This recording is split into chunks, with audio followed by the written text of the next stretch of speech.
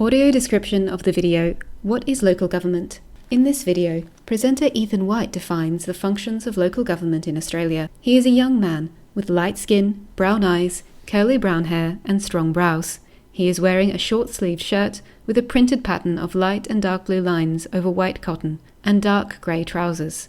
As the video begins, White stands in front of South Australia's Parliament beside a grand colonnade of Corinthian columns, hewn from a pale grey stone. As the video progresses, he moves to stand in front of the flower boxes of Adelaide Town Hall, a grand building in the Victorian style. Its facade of brown freestone has been cut into geometric designs. Later, he takes a seat in a library in front of heavily laden bookshelves.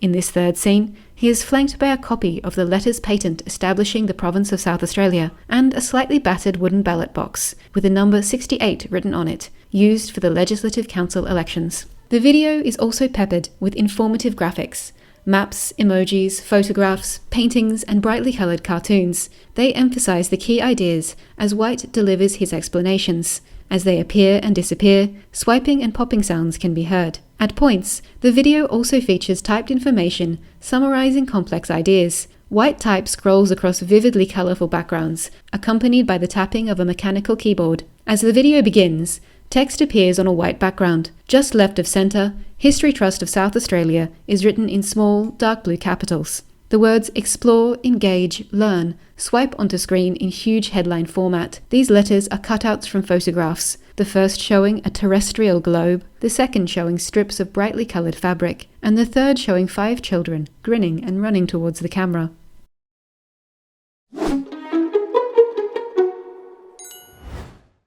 In Australia, we have 3 levels of government. You've probably heard of the first 2. The federal or Commonwealth government is the big one.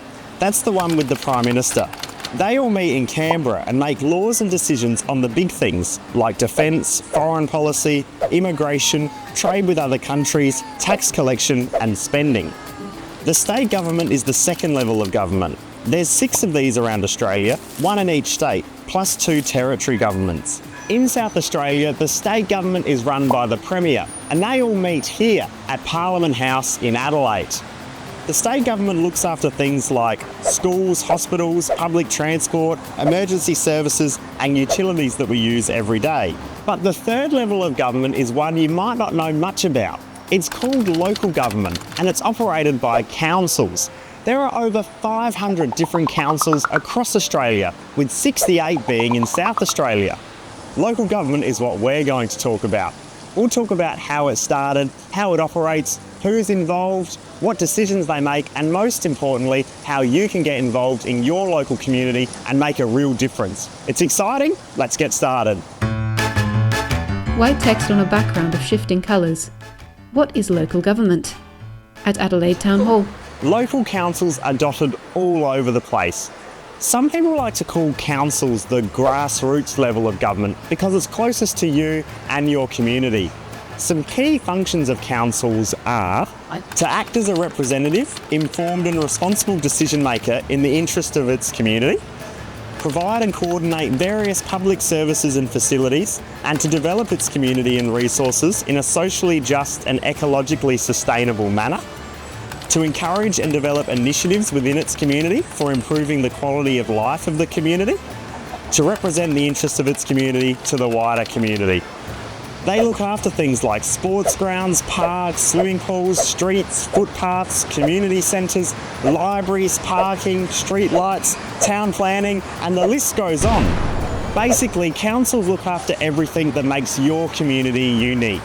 Councils pay for all of these wonderful things by collecting council rates from properties, either residential or businesses, within the council area.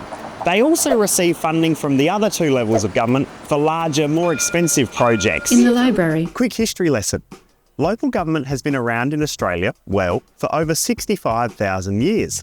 The continent was and remains home to hundreds of different First Nations groups with diverse languages and cultures, and each group had their own way of governing over their land.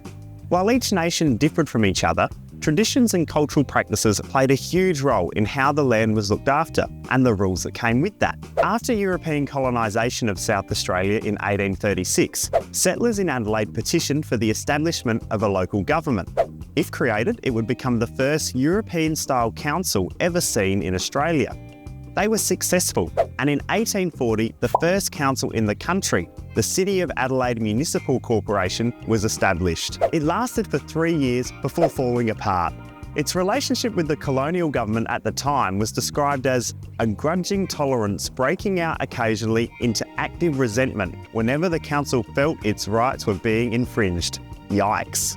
It was re-established again in 1852, and from then, local councils began popping up all over South Australia and the rest of the country. So who is actually part of local government? Who are the prime ministers and premiers of councils? Well, it's a little bit different to state and federal governments, but I'll do my best to explain. The council is made up of a group of people called councillors. Councillors are people elected by members of the local community to represent their best interests and make decisions on their behalf by debating on issues and voting on them. This is very much similar how members of parliament, or MPs, represent you in state and federal parliament. Now, the leader of each council is the mayor. For most councils in South Australia, the mayor is directly elected by the people in the community. But some councils pick a councillor to lead them as mayor. The mayor is basically in charge of the council. They run council meetings where decisions are made, put forward ideas to the council on behalf of the community, represent the council across the state and the country, speak to the media, cut ribbons, and open new playgrounds. The mayors of capital cities in Australia, like Adelaide, get a bit of a fancier title. They're called the Lord Mayor, but they basically act in the same capacity as a usual mayor.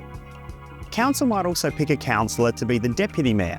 Their job is to fill in for the mayor in case they are absent or busy with other mayoral duties. Now, each council in South Australia is comprised slightly differently. They might have as little as 6 councillors or as many as 16 councillors.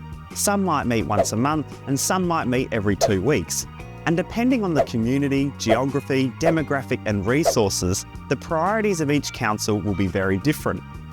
For example, the City of Mitcham, a metropolitan council in Adelaide, might have very different priorities to, say, the Kangaroo Island Council, due to one being an inner city suburban council and the other being a more rural community separated from the mainland. But what doesn't change is that each member of the council is elected by people who are part of their community to represent them.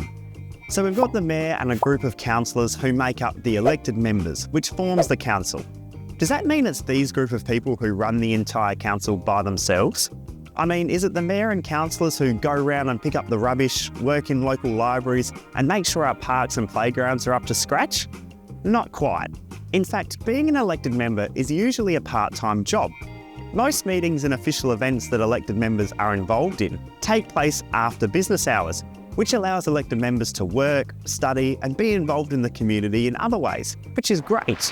Elected members can't do all of this work by themselves, so they get some help from what's known as the administration of council. The administration is made up of staff.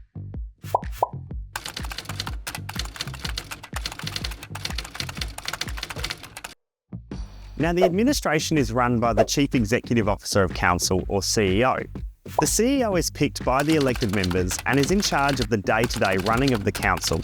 The CEO appoints staff to help them do this and leads the organisational side of council. Think about all of the people that are needed to operate council buildings, design new play spaces, fix up roads, keep your sports ground well maintained, and carry out all the instructions by the elected members. That's the administration staff's job. This means there are usually quite a number of staff in the administration, depending on the size of the council. For example, the City of Onkaparinga in southern Adelaide is the largest council in SA by population, and they have over 800 staff working for them.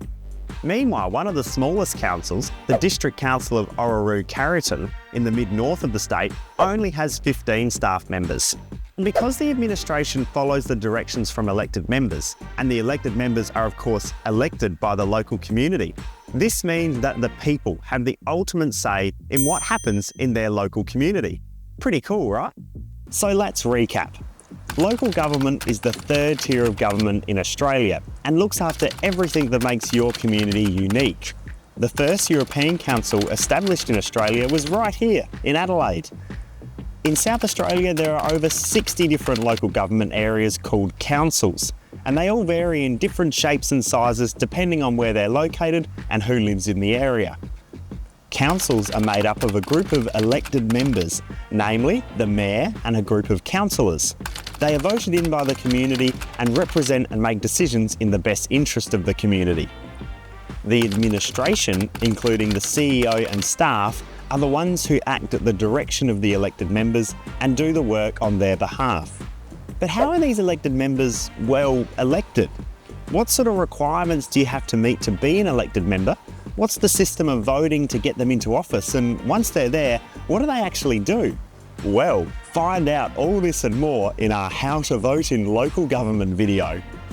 With special thanks to the Local Government Association of South Australia, the Electoral Commission of South Australia, the Town of Gawler, the cities of Adelaide, Burnside, Playford and Onkaparinga, the District Council of Kimber, the Parliamentary Education Office, the Australian Electoral Commission and Peter Morton, author of Afterlight, A History of the City of Adelaide and its Council, 1878 to 1928, published in 1996. Images and footage courtesy of the Parliament of South Australia, the Parliament of Australia, David R. Horton and the Australian Institute of Aboriginal and Torres Strait Islander Studies, the City of Mitcham, Kangaroo Island Council, the City of Onkaparinga, the District Council of Orroroo-Carrollton and the City of Holdfast Bay, Mount Barker District Council, Mid-Murray Council, the City of Adelaide, the City of Charles Sturt, the City of Burnside, the State Library of South Australia, the Art Gallery of South Australia and the Barossa Council. White logos on a sky blue background, the Local Government Association of South Australia, the SA Department of Education, and the History Trust of South Australia. Finally, white text on royal purple, the Government of South Australia, the History Trust of South Australia, and the website education.history.sa.gov.au. This is the end of the audio description.